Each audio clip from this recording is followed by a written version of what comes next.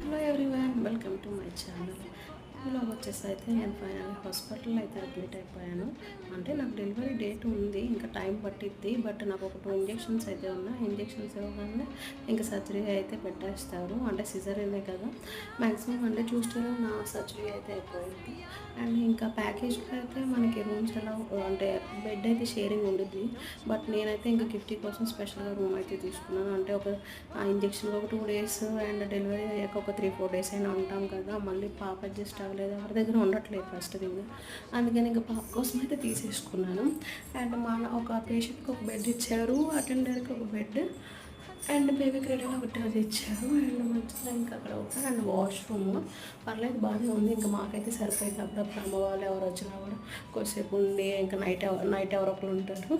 ఇంకా హస్బెండ్ కూడా అంతే, కొంతసేపు ఉన్నంతసేపు ఉంటారు. ఇంకా అంతే, అంతకు మించి ఇంకేమీ లేదు.